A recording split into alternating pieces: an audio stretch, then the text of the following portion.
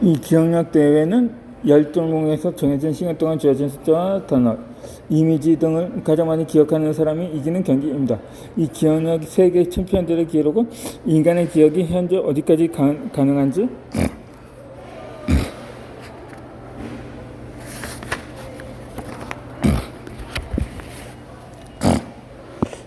를 단적으로 보여줍니다.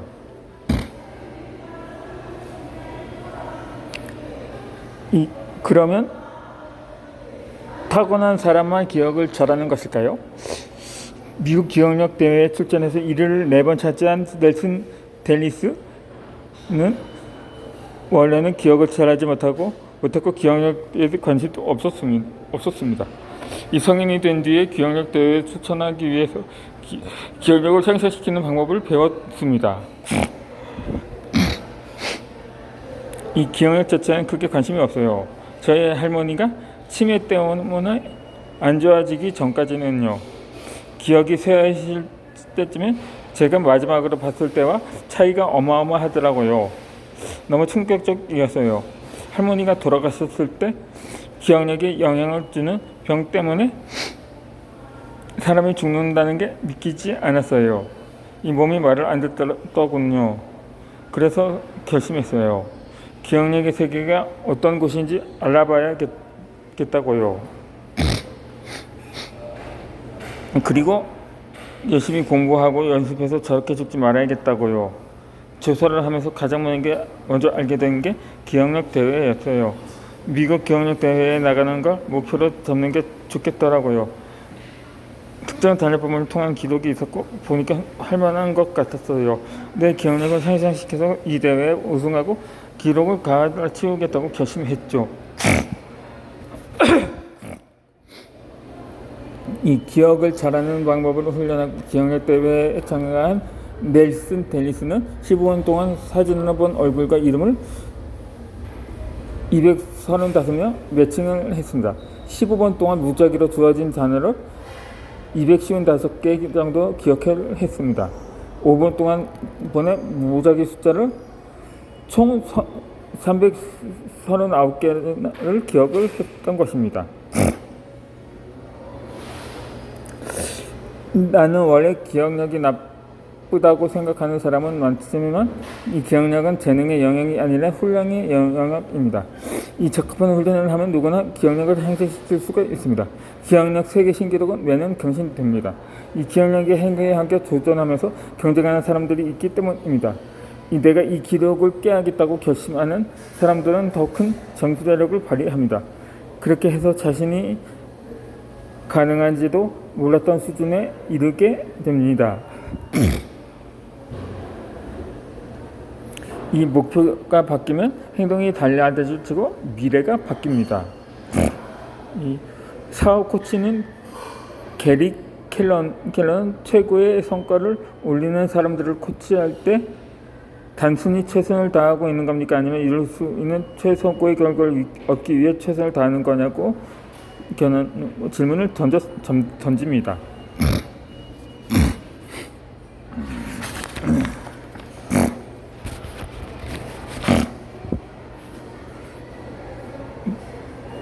그러면 아무리 최고의 성과를 올리는 사람도 당황합니다. 최고의 수준까지는 노력하고 있지 않기 때문입니다. 이 꿈의 크기를 키우고 나의 최고치를 상상하기 시작하면 노력의 수준도 한 차원 더 높아집니다. 내가 가능하리라고 생각했던 한계를 뛰어넘는 잠재력을 발휘하기 시작합니다. 이 큰 꿈을 꾸고 큰 성과를 기대하면 기존과는 다른 전략을 세우게 됩니다. 이 차원이 다른 방법이 떠오르고 더 과감하게 시도합니다. 이 누구에게나 공평하게 하루 24시간이 주어집니다. 인생은 그 시간을 어떻게 채워가느냐로 구성됩니다. 이 꿈이 꾼 사람은 하루 24시간 동안 꿈에 맞는 행동을 합니다. 꿈이 작은 사람은 하루 24시간 동안 작은 꿈에 맞는 행동을 합니다. 꿈을 바꿨을 뿐인데 행동이 바뀌고 미래가 바뀝니다. 큰 목표를 달성하기 위해 행동할 때 큰 성장이 일어납니다.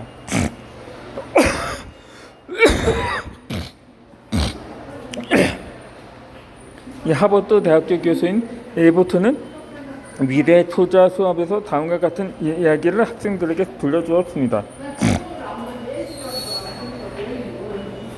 오래전에 미국 캘리포니아주의 한 농촌 마을에 두 젊은이가 살았습니다. 그들은 매일 물을 길어 도시에 파는 일을 했습니다. 물 한 통에 $2씩 받았고 하루에 $10,000와 20통까지 팔았습니다. 이 두 젊은이는 미래에 대해서 한 명은 이렇게 이야기를 했습니다. 한 명이 우리는 젊으니까 하루에 물 20통을 길어 팔 수 있지만 늙어서도 그렇게 할 수 있을까? 한참을 생각하는 다른 젊은이가 도시까지 수로를 만들면 어떨까? 그럼 나중에는 힘들게 일하지 않아도 된다고 말했습니다. 그러자 또 다른 젊은이가 한참 생각하다가 수로를 만드는데 시간을 쓰두면 하루에 $20도 벌지 못할 거라고 말했습니다.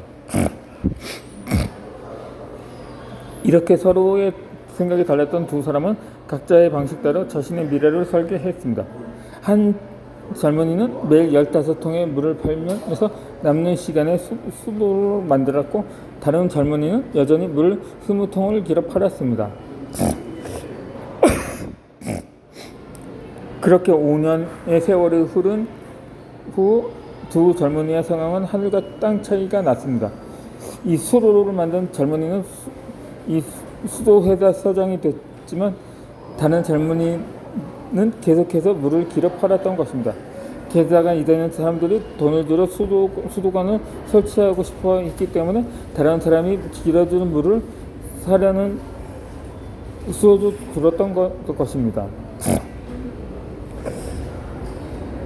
아무리 큰 꿈을 이루고 나면 작은 꿈처럼 여겨지고 더 큰 꿈을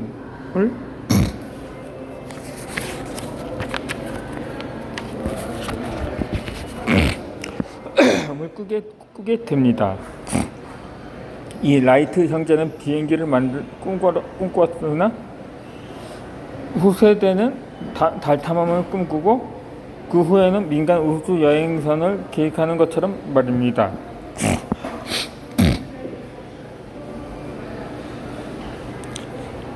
이탈리아의 물리학자인 마르코니는 1897년에 세계 최초의 무선 전신회사를 설립했습니다. 당대 사람들은 그가 미쳤다고 생각해서 이탈리아 최신청 장관이 그를 정신병원에 보내야 한다고 말했습니다. 하지만 21세기를 사는 사람들에게 무선 통신은 생필품이 되었습니다. 내 음식점 하나를 여는 것이 굉장히 큰 꿈일 수 있지만 매장을 열고 나면 프랜차이즈를 목표로 하게 되고 프랜차이저로 열고 나면 여러 개의 브랜드를 갖는 꿈이 커집니다.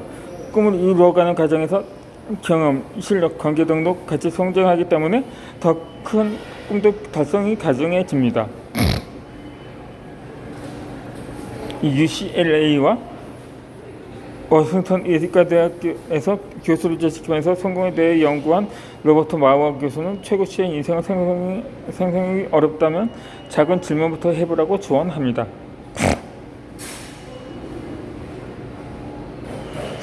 그가 상담했던 그레이스는 부모와의 관계나 내적 갈등이 많았고 연애에도 어려움을 겪고 있었습니다. 이 마워 교수가 이상형의 남자와 함께 보낸 완벽한 하루를 못 살아가셨을 때 그녀는 아무 말도 하지 못했습니다.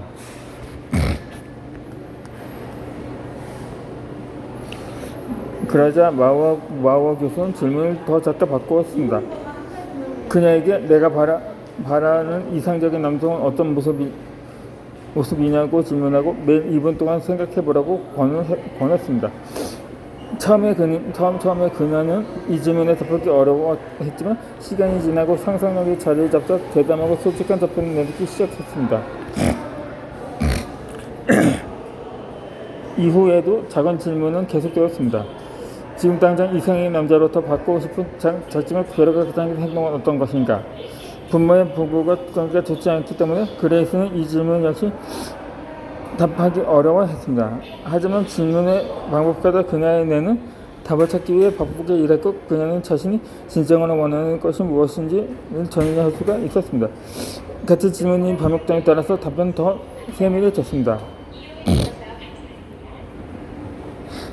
원래는 이상형의 밑그림이 그려지자 마와 교수는 백마탄 왕자님이 한 달 동안 나를 찾아오리라고 100% 확신한다면 오늘 당장 나는 무엇을 바꿔야 하느냐고 질문했습니다. 이에 그레이스 교수는 옷과 음식에 신경을 쓰기 시작했습니다. 이 마워 교수는 다시 이상형을 만난다면 어디에서 만나고 싶냐고 질문했습니다. 그러자 그레이스는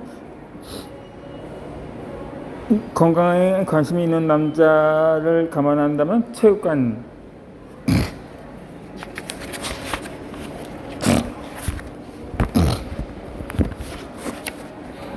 비즈니스 모임이나 비니킹 미덤이나 자신감 야망을 공유하는 남자를 감안하거나 교회, 영적인 것에 관심이 있는 남자면 좋겠다고 했습니다.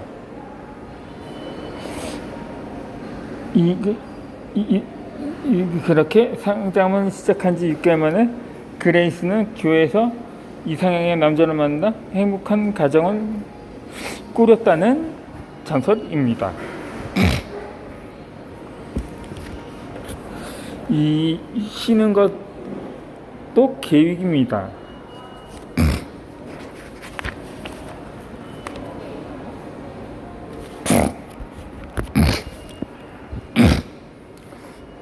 휴식은 게으름도 멈춤도 아닙니다. 이 휴식을 모르는 사람은 브레이크 없는 자동차 같다고 위험하기 짝이 없습니다.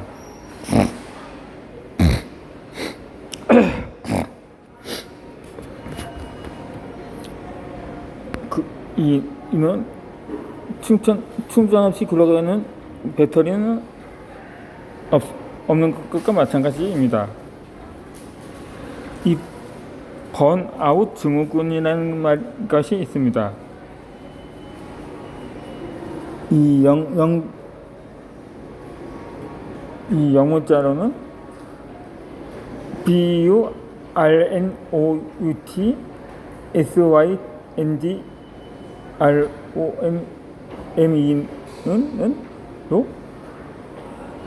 하얗게 자신을 불태우며 일하는 사람들이 피로가 누적되면서 에너지가 차츰 꺼져가는 듯한 느낌을 받는 피로감이나 무력감, 우울감 등을 말합니다. 이 성공 지향이라든가 노력 지향의 민족성으로 매일 기적의 성공 스토리를 배출하는 한국 사회에서는 이러한 번아웃 증후군은 일상적입니다. 2018년에 기업 리뷰 서비스 회사의 자플린이 이 직장인 6,956명을 대상으로 번아웃을 경험해 본 적이 있느냐고 물었더니 응답자의 약 9%가 그러니까 거의 70% 가까이가 번아웃 증후군이 있다고 대답을 했습니다. 2019년도에 취업포털 잡코리아가 직장인 490명을 대상으로 500명 가까이 번아웃을 경험해 본 적이 있느냐고 물었습니다.